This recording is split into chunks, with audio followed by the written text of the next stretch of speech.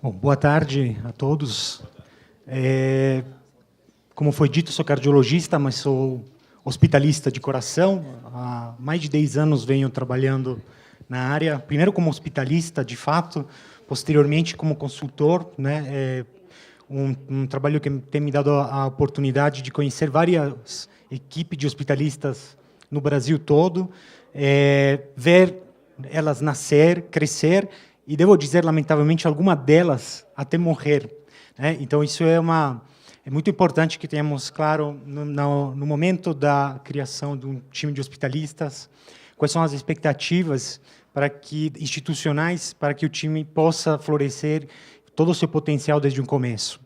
Antes de ceder a palavra para os colegas, eu queria colocar para vocês, muito sinteticamente, por que falar de comanejo é importante. Eu diria, basicamente, 3 pontos. Primeiro, porque o comanejo não é uma periferia do cuidado, da assistência. O comanejo é a função primária do médico que trabalha no ambiente hospitalar, né? Tanto é assim que o clínico geral que trabalha hoje em dia, mesmo sem ter o título de hospitalista, ou ser formalmente um hospitalista, faz comanejo de forma intuitiva. O que um time de medicina hospitalar tem que fazer é elevar o patamar desse comanejo para uma forma mais integrada, para que esse comanejo seja um modus operandi, um sistema de trabalho, né?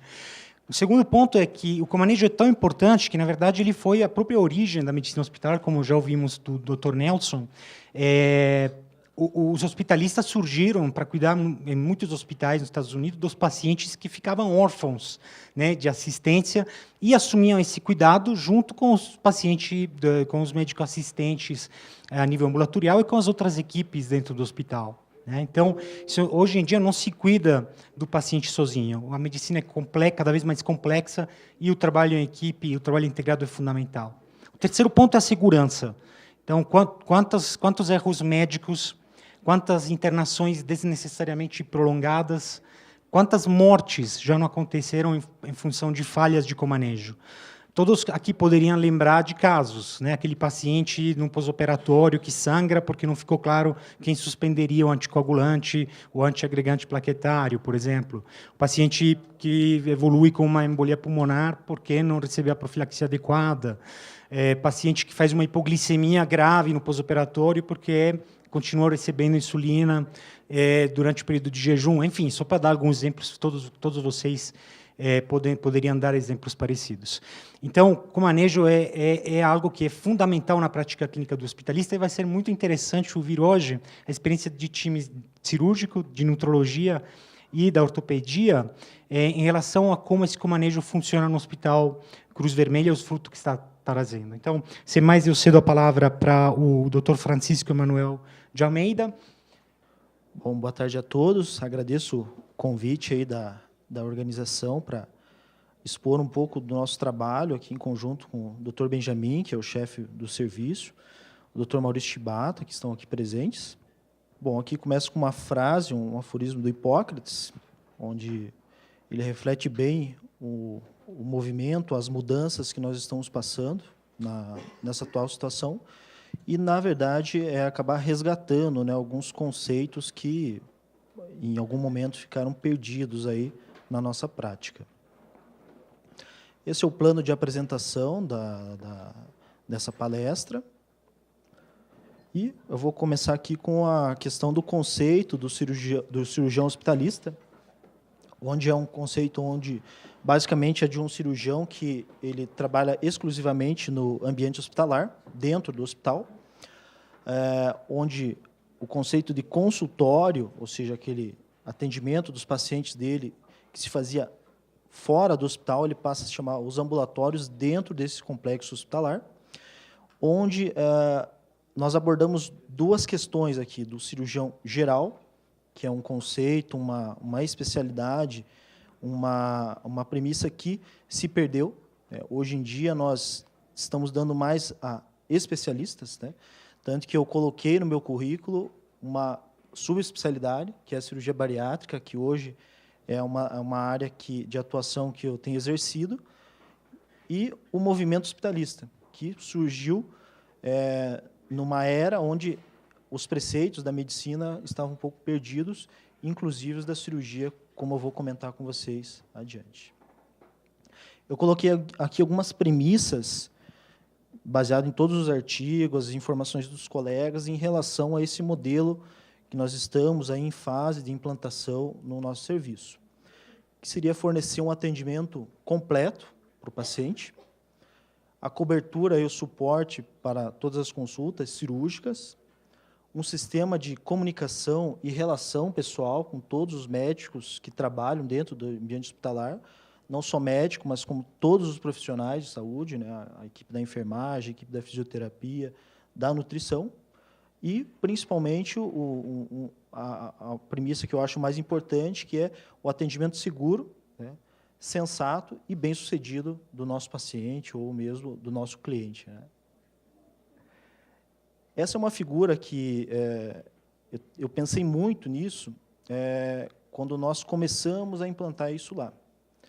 É uma figura complexa, apesar da simplicidade de montagem, ela é complexa, porque ela exibe uma inter-relação entre as figuras, né, que nós temos dentro do hospital, onde temos o cirurgião, o paciente e o hospitalista. Então, existe uma comunicação entre ambos, um círculo, porque ele não é uma linearidade, ele é um objetivo que ele é comum a todos, e um círculo maior e mais complexo que aborda tudo isso, que é a família. A família, muitas vezes, ela é mais difícil de você tratar do que o paciente, porque a família é a parte que tem o maior interesse, a maior preocupação em relação ao tratamento, como é que vai ser depois, como é que é o estado atual, vai precisar de UTI, não vai precisar de UTI, que cirurgia é essa, como é essa cirurgia. Aqui é a estrutura predominante, né? Isso aqui é baseado em todos os programas hoje de cirurgia, na maioria dos hospitais, e seria um corpo clínico diversificado, onde nós temos, numa escala cirúrgica, profissionais de gastroenterologia, de bariátrica, oncologia, cirurgia coloretal, cirurgia pediátrica, onde cumpre-se uma escala, geralmente, do sobreaviso. Não é um plantão presencial, o médico fica na sua casa, ou fica no seu consultório, ou na academia, fazendo outras atividades, e, em algum momento desse período, ele é acionado, né? Então, um levantamento que eu fiz em relação, principalmente, ao nosso hospital, né, com a escala antiga que existia naquele lugar, seria em relação aos consultórios e atividades fora desse hospital.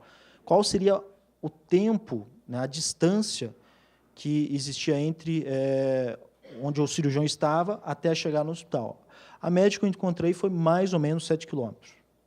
Então, 7 quilômetros de distância, estaria ou no consultório, ou na sua academia, ou no clube, ou num restaurante, qualquer outro lugar. Então, seria a distância para ele se deslocar até lá.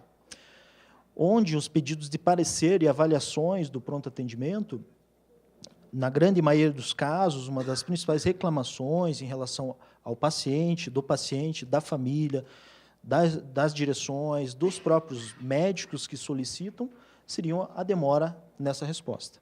Tá? E um dos grandes tópicos aí seria as situações emergenciais que fogem da prática habitual desse cirurgião. O cara, eu me incluo nesse grupo, que faz só bariátrica, de repente aparece uma emergência ginecológica que ele tem que resolver. Muitas vezes ele acaba vendo esse paciente pela situação de gravidade, mas com um certo desconforto por não ser da área dele. E a questão do incentivo econômico, né? O sobreaviso, né, muitas vezes por parte dos próprios convênios, ou mesmo ser uma situação do sistema público de saúde, ele se sente um pouco desconfortável por não receber um valor que ele considera justo.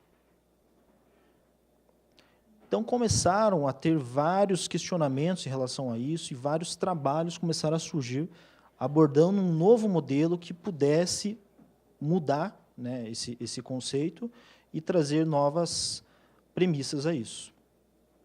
Então, nós conversamos entre nós e começamos a pensar em formas de ter uma generalização. Ou seja, você abordar o paciente, abordar todas as doenças cirúrgicas, clínicas, de uma forma geral. Ou seja, você não indicar outras especialidades para ver esse paciente. Então, pensamos em uma cobertura semanal, ou seja, é uma semana onde vai ter um cirurgião responsável, né?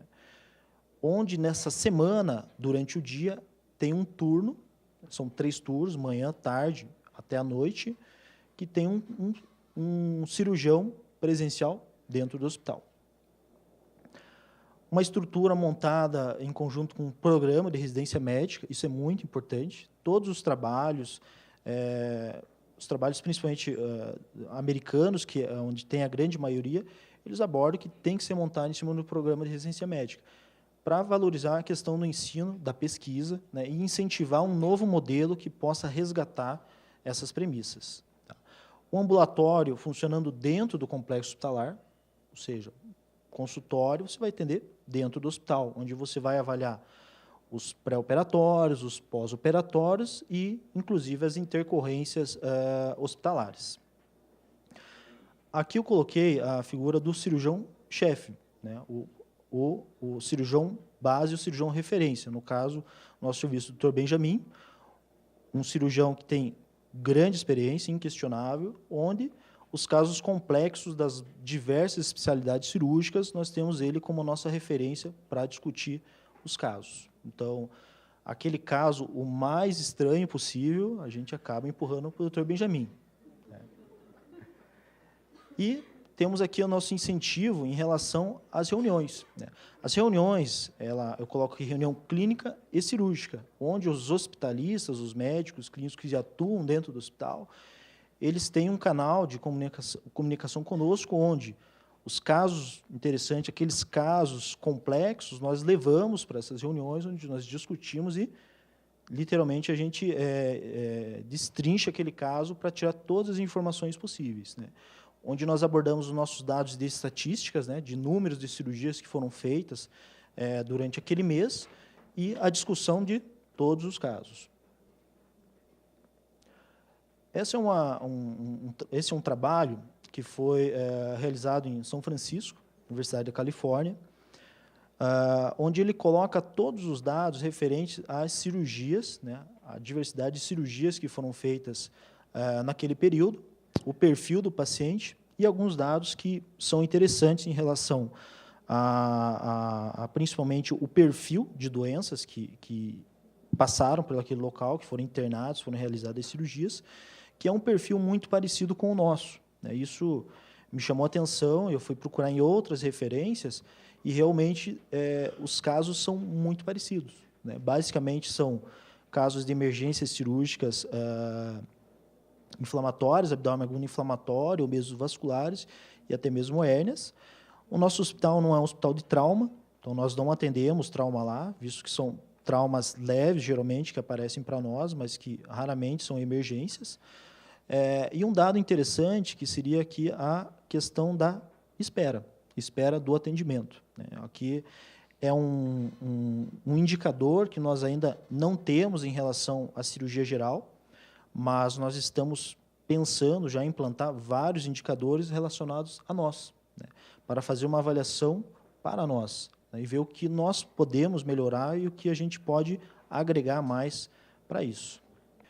Então, a questão aqui das cirurgias do médico responsável, no caso do Dr. Benjamin, que avalia todos os casos, e os elementos, que seria a cobertura semanal contínua, avaliação de 45 minutos presencial até 1 hora de sobreaviso, o canal de comunicação com os nossos hospitalistas, cirurgias eletivas realizadas no período e avaliação pela equipe cirúrgica numa forma de triagem, onde nós encaminhamos para todos os níveis de especialidades. E as reavaliações, poupando a questão dos exames, e principalmente a segurança do paciente, né?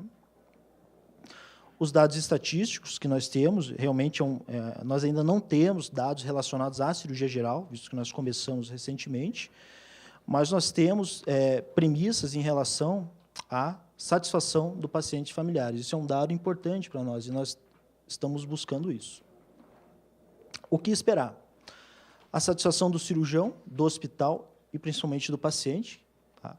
Qualidade de vida do cirurgião, visto que um cirurgião dentro do hospital, que faz o que gosta, é um cirurgião que trabalha mais tranquilamente, o aumento do número de consultas, a viabilidade desse programa e a fragmentação da cirurgia, evitar isso, trazer o conceito novamente da cirurgia geral. Cada vez mais artigos, mais incentivos relacionados a esse programa, tá? E aqui uma figura que mostra a nossa qualidade de vida, né? O Dr. Benjamin, que gosta muito de bois, né? Gosta muito de lidar com essa área, ele está mais tranquilo, assim, porque ele vai lá, vê os boizinhos dele e trabalha mais tranquilo. O Dr. Shibato, que gosta muito de pescaria, também ele consegue arrumar tempo para ir pescar os peixinhos dele. E a minha grande paixão, que é a agricultura, né? Eu adoro fazer isso aqui. E eu consigo arrumar tempo para fazer isso. Obrigado. Deixo aqui meu número, caso alguém tenha interesse em conhecer o nosso programa, sinta-se à vontade em conhecer. O hospital, creio que receberá vocês de portas abertas e nós também. Obrigado.